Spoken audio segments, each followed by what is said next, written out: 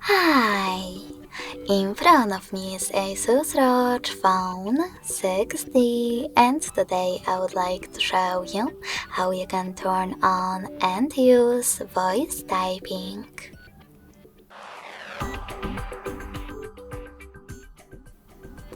First of all, you need to access your device's keyboard.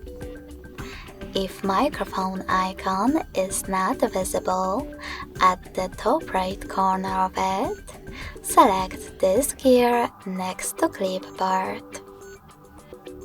Then click on voice typing and tap on this gray switcher to activate it.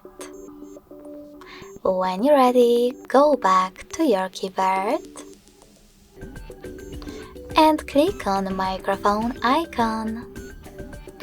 If you never used it before, select while using the app in the pop-up.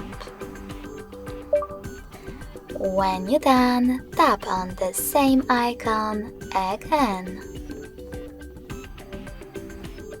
Thanks so much for watching. If you enjoyed this video, smash that like button, comment, and subscribe. Bye!